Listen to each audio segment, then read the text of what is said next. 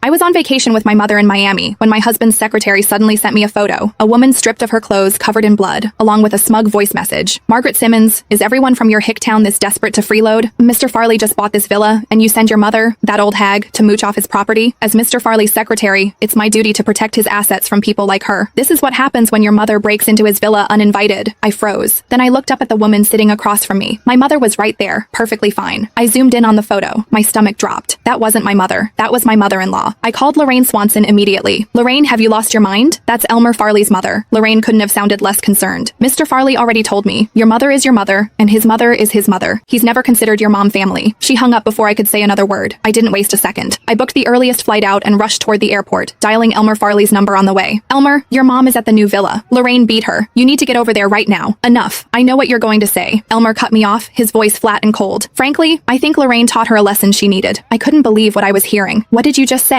He let out a sigh, as if I were the unreasonable one. Margaret, we may be married, but your mother needs to learn some basic boundaries. She can't just use the fact that you're my wife to squeeze every benefit she can out of me. My pulse hammered. You've got it wrong. She's your— I said enough. His patience snapped. So what if she's my mother-in-law? I'm under no obligation to tolerate her greed. Today she waltzes into my villa to sleep for free. Tomorrow she'll show up at my office demanding cash. Lorraine did her a favor. Maybe now she'll think twice. Consider it a wake-up call. Every word landed like a blade of ice against my chest. My mother was a country woman, yes, but she was the most generous, selfless person I'd ever known. She had never taken a single thing from anyone, least of all from Elmer. Everything she'd ever done for him was pure giving, never asking. When Elmer was scraping together funds to launch his startup, my mother handed over her entire life savings without a moment's hesitation. When she learned about his chronic stomach problems, she made nourishing soups and herbal remedies no matter how busy she was, shipping them hundreds of miles to the city. And this was the woman Elmer called greedy, a woman who had treated him like her own son, reduced in his mouth to a shameless freeloader who deserved to be beaten. Something inside me went cold. When I spoke again, my voice was quieter, stripped of urgency. Elmer, she's hurt badly. I'm telling you, send someone to get her to a hospital. After all, she raised you. That wasn't easy. He exploded. What is wrong with you, Margaret? When has your mother ever raised me? No wonder Lorraine couldn't help herself. With a daughter like you, your mother had it coming. My own mother is about to fly back from overseas. I'm planning a surprise homecoming dinner for her. I don't have time for your nonsense. The line went dead. On the way to the airport, I saw that Elmer had posted on social media. Just one line. Mom's coming home. I can finally be the son she deserves. I tapped the like button in silence. A quiet curiosity stirred in my chest. When he found out it was his own mother, Lorraine had beaten half to death. What would this devoted son do then? By evening, I arrived at Elmer's hilltop villa. The villa's courtyard was overflowing with flowers and balloons, and a grand golden arch stood at the center, emblazoned with bold lettering. Welcome home, dear mother. Beneath the arch, every friend and relative of the Farley family had gathered. When they saw me arrive, a strange, complicated expression crossed each of their faces. I stepped into the courtyard and froze. There, in the corner, lay a body